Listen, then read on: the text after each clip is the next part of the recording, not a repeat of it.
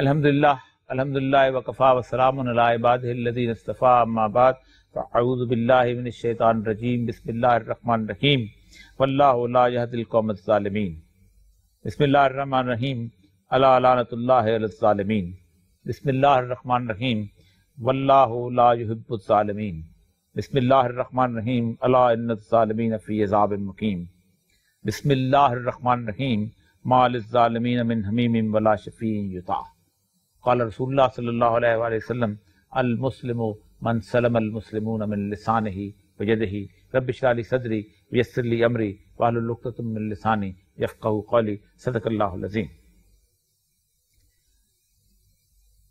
حاضرین کرام، آج آپ کے سامنے میں نے قرآن پاک کی تقریباً 5 مختلف آیات اور ایک حدیث رکھی ہے۔ یہ صرف 5 آیات نہیں ہیں، قرآن پاک اس لفظ ظلم کو بتانے کے لیے اور اس کے عیوب بتانے کے لیے اور اس کا عذاب بتانے کے لیے بھرا پڑا ہوا ہے، اور یہاں تک بتایا گیا ہے کہ ظلم ہے کیا۔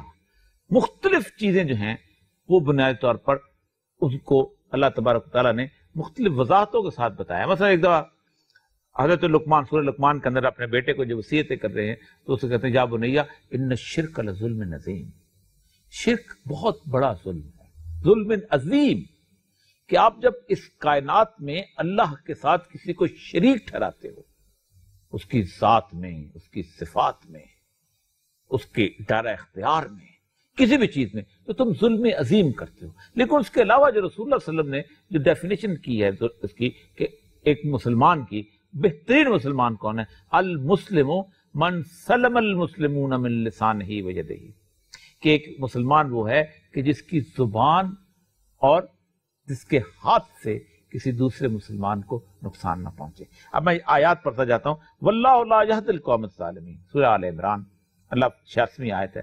اللہ فرماتے ہیں کہ ہم ظالموں کی قوم کو بحیثیت قوم ظالم، جو قوم بحیثیت مجموعی ظلم کرنے لگے۔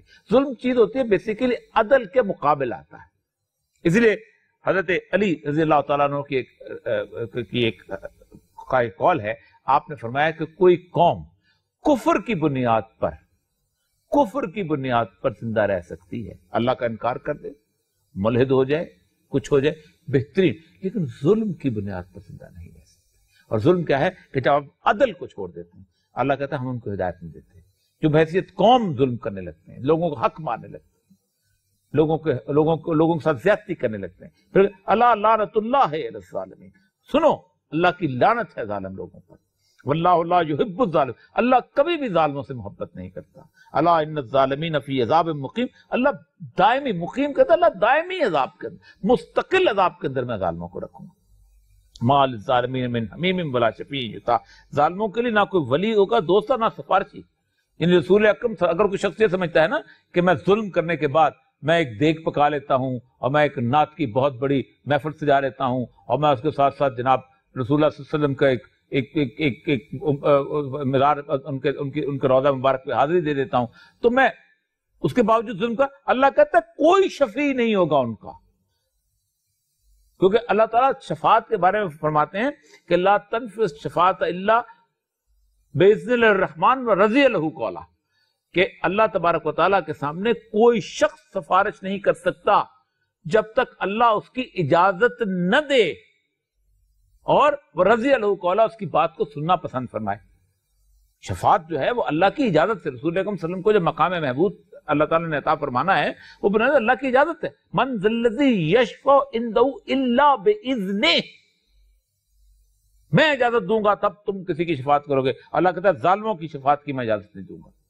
اور ظلم کے بارے میں جو آپ نے فرمایا کہ جو کوئی اپنے بھائی کی طرف لوہے سے اشارہ کرے، مطلب تلوار یا پستول یا فلاں، تو فرشتے اس پر لعنت کرتے رہتے ہیں یہاں تک کہ وہ اس چیز سے بات آ جائے، بے شک اس کا سگا بھائی کیوں نہ ہو۔ یہ پستول نکال دی، یہ نکال دیا، بندوق نکال دی، تلوار نکال دی، ہاتھ، یعنی کسی چیز اس حد تک بھی، بے شک سگا بھائی کیوں نہ ہو۔ ظلم قیامت کے روز اندھیروں کی صورت میں ہوگا۔